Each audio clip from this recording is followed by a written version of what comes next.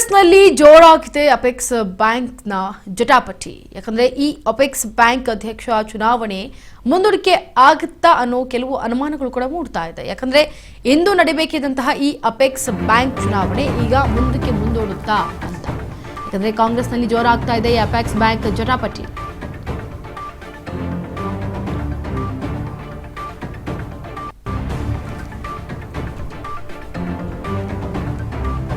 ಇಂದು ನಡೆಯಬೇಕಿದ್ದಂತಹ apex bank ಚುನಾವಣೆ ಮುಂದೂಡಿಕೆ ಏನಾದರೂ ಆಗುತ್ತಾ?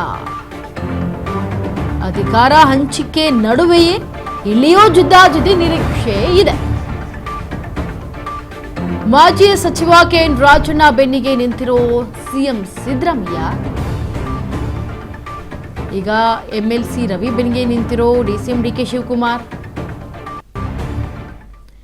ನೋಡಿ, ಇಂದು ನಡೆಯಬೇಕಿದ್ದಂತಹ ಅಪೆಕ್ಸ್ ಬ್ಯಾಂಕ್ ಚುನಾವಣೆ ಏನಿದೆ ಅದು ಅಧಿಕಾರ ಹಂಚಿಕೆ ನಡೆಯುವಂತಹ ಹೊತ್ತಿನಲ್ಲೇ ಜಿದ್ದಾಜಿದ್ದಿ ನಿರೀಕ್ಷೆ ಆಗ್ತಾ ಇದೆ. ಇಲ್ಲಿ ಮಾಜಿ ಸಚಿವ ಕೆಎನ್ ರಾಜಣ್ಣ ಬೆನ್ನಿಗೆ ಒಂದು ಕಡೆ ಸಿಎಂ ಸಿದ್ದರಾಮಯ್ಯ ಅವರು ನಿಂತಿದ್ದಾರೆ, ಮತ್ತೊಂದು ಕಡೆ ಎಂಎಲ್ಸಿ ರವಿ ಅವರ ಬೆನ್ನಿಗೆ ಡಿಸಿಎಂ ಡಿಕೆ ಶಿವಕುಮಾರ್ ನಿಂತಿದ್ದಾರೆ. ಚುನಾವಣೆಯನ್ನ ಸ್ವಲ್ಪ ದಿನ ಮುಂದೂಡುವಂತೆ ಹೇಳಲಾಗ್ತಾ ಇದೆ. ಆದರೆ ಸುರ್ಜೇವಾಲಾಗೆ ಡಿಕೆಶಿ ಕರೆ ಮಾಡಿ, ದೂರವಾಣಿ ಮೂಲಕ ಸುರ್ಜೇವಾಲಾಗೆ ಕರೆ ಮಾಡಿ ಮಾತನಾಡಿದ್ದಾರೆ ಡಿಕೆಶಿ ಅವರು. ಅಂದರೆ ಈಗ ನಡೆಯಬೇಕಾಗಿದ್ದಂತಹ ಅಪೆಕ್ಸ್ ಬ್ಯಾಂಕ್ ಅಧ್ಯಕ್ಷರ ಚುನಾವಣೆಯಲ್ಲಿ ಇವತ್ತು ನಡಿಬೇಕಾಗಿತ್ತು, ಆದರೆ ಇನ್ನೂ ಕೂಡ ನಡೆದಿಲ್ಲ. ನಡೆಯುತ್ತಾ ಇಲ್ವೋ ಅದು ಕೂಡ ಗೊತ್ತಿಲ್ಲ. ಆದರೆ ಅಧಿಕಾರ ಹಂಚಿಕೆ ಆಗ್ತಾ ಇದೆ. ಈ ನಡುವೆ ಜಿದ್ದಾಜಿದ್ದಿ ನಿರೀಕ್ಷೆ ಆಗ್ತಾ ಇದೆ. ಇಲ್ಲಿ ಜಿದ್ದಾಜಿದ್ದಿ ಆಗತ್ತೆ ಅನ್ನೋ ನಿರೀಕ್ಷೆಗಳು ಮೂಡಿ ಬರ್ತಾ ಇದೆ.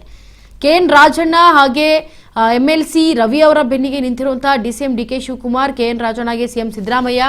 ಆದರೆ ಚುನಾವಣೆಯನ್ನು ಸ್ವಲ್ಪ ದಿನ ಮುಂದೂಡುವಂತೆ ಈಗ ಸುರ್ಜೇವಾಲಾಗೆ ಡಿಕೆಶಿ ಕರೆ ಮಾಡಿದ್ದಾರೆ ಅಂತ ಗೊತ್ತಾಗ್ತಾ ಇದೆ. ಇದ್ರ ಬಗ್ಗೆ ಮತ್ತಷ್ಟು ಡೀಟೇಲ್ಸ್ ಅನ್ನ ಕೊಡೋದಕ್ಕೆ ನಮ್ಮ ಜೊತೆ ಲೈವ್ ನಲ್ಲಿ ಜಾಯ್ನ್ ಆಗ್ತಾ ಇದ್ದಾರೆ ನಮ್ಮ ಪ್ರತಿನಿಧಿ ಬಸವರಾಜು. ಬಸವರಾಜು, ಚುನಾವಣೆ ಇನ್ನೇನು ಸ್ವಲ್ಪ ದಿನ ಇದೆ, ಅಂದ್ರೆ ಇವತ್ತು ನಡಿಬೇಕಾಗಿತ್ತು, ಅದನ್ನು ಸ್ವಲ್ಪ ದಿನಕ್ಕೆ ಮುಂದೂಡಿಕೆ ಮಾಡಬೇಕು ಅಂತೇಳಿ ಸುರ್ಜೇವಾಲಾಗೆ ಡಿಕೆಶಿ ಅವರು ಕರೆ ಮಾಡಿದ್ದಾರೆ ಅನ್ನೋ ವದಂತಿಗಳು ಕೇಳಿ ಬರ್ತಾ ಇದೆ. ಏನ್ ಎಕ್ಸಾಕ್ಟ್ ಡೀಟೇಲ್ಸ್ ಕೊಡೋದಾದ ಇದ್ರ ಬಗ್ಗೆ?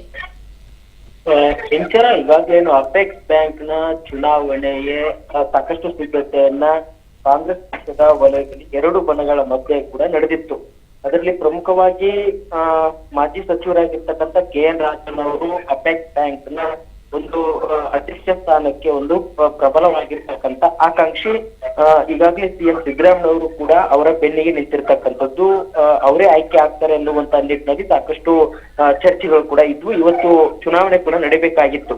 ಆದ್ರೆ ಇದೇ ಒಂದು ಅಧ್ಯಕ್ಷ ಸ್ಥಾನದ ಒಂದು ಪ್ರಮುಖ ಆಕಾಂಕ್ಷಿಯಾಗಿ ಇದ್ದ ಡಿಸಿಎಂ ಡಿಕೆ ಶಿವಕುಮಾರ್ ಅವರ ಆಪ್ತ ಆಗಿರ್ತಕ್ಕಂಥ ಎಂಎಲ್ಸಿ ರವಿ ಅವರು ಕೂಡ ಸಾಕಷ್ಟು ಆಕಾಂಕ್ಷಿ ಆಗಿರ್ತಕ್ಕಂಥದ್ದು ಅಪೆಕ್ಸ್ ಬ್ಯಾಂಕ್ ನ ಅಧ್ಯಕ್ಷಗಿರಿಯನ್ನ ಪಡೆದುಕೊಳ್ಬೇಕು ಅನ್ನುವಂತ ನಿಟ್ಟಿನಲ್ಲಿ ಡಿಕೆ ಶಿವಕುಮಾರ್ ಅವರ ಬಣದಿಂದಲೂ ಕೂಡ ಸಾಕಷ್ಟು ಪೈಪೋಟಿ ನಡೀತಾ ಇದೆ. ಹಾಗಾಗಿ ಈ ಒಂದು ಎರಡು ಬಣಗಳ ಪೈಪೋಟಿಯಿಂದಾಗಿ ಇವತ್ತು ನಡೀಬೇಕಾಗಿರ್ತಕ್ಕಂತಹ ಅಪೆಕ್ಸ್ ಬ್ಯಾಂಕ್ ನ ಚುನಾವಣೆಯನ್ನ ಮುಂದೂಡುವಂತೆ ಈಗಾಗಲೇ ರಾಜ್ಯ ಕಾಂಗ್ರೆಸ್ ಸಚಿವರಾಗಿರ್ತಕ್ಕಂಥ ಸುರ್ಜೇವಾಲಾ ಅವರಿಗೆ ಡಿಸಿಎಂ ಡಿಕೆ ಶಿವಕುಮಾರ್ ಅವರು ದೂರವಾಣಿ ಕರೆ ಮುಖಾಂತರ ಒಂದಿಷ್ಟು ಹೇಳಿದ್ದಾರೆ ಅನ್ನುವಂತ ಮಾಹಿತಿ ಕೂಡ ನಮ್ಗೆ ಸಿಗ್ತಾ ಇದೆ.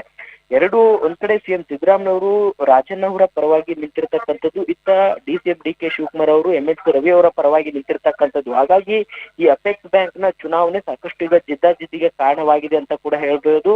ಯಾಕಂತಂದ್ರೆ ಇವತ್ತೇ ಅದು ಚುನಾವಣೆ ನಡೀಬೇಕಿತ್ತು. ಇವತ್ತು 11 ಗಂಟೆಗೂ ಕೂಡ ಅವರು ಈ ಚುನಾವಣೆ ಪ್ರಕ್ರಿಯೆ ಕೂಡ ಆರಂಭವಾಗಬೇಕಾಗಿತ್ತು. ಆದ್ರೆ ಈಗ ಸುರ್ಜೇವಾಲಾ ಅವರಿಗೆ ಒಂದು ತಿಳಿಸುವ ಮುಖಾಂತರ ಅವರು ಸಿಎಂ ಸಿದ್ದರಾಮಯ್ಯ ಅವರಿಗೆ ಸೂಚನೆ ಕೊಟ್ಟು ಈ ಒಂದು ಚುನಾವಣೆಯನ್ನ ತಡೆ ಹಿಡಿಯುವಂತ ಎಲ್ಲಾ ಸಾಧ್ಯತೆ ಕೂಡ ಇರುವಂತದ್ದು. ಇಂಚರ ನೋಡಿ, ಕಾಂಗ್ರೆಸ್ನಲ್ಲಿ ನಡೀತಾ ಇರುವಂತಹ ಈ ಅಪೆಕ್ಸ್ ಬ್ಯಾಂಕ್ ಜಟಾಪಟಿ ಅಧ್ಯಕ್ಷರ ಚುನಾವಣೆ ಮಾಡೋದಕ್ಕೂ ಮುಂಚೆ ಮುಂದೂಡಿಕೆ ಆಗ್ಬೇಕು ಅನ್ನೋ ಒಂದಷ್ಟು ಜಿದ್ದಾಜಿದ್ದಿ ಬೀಳೋ ನಿರೀಕ್ಷೆಗಳು ಕಾಣ್ತಾ ಇದೆ.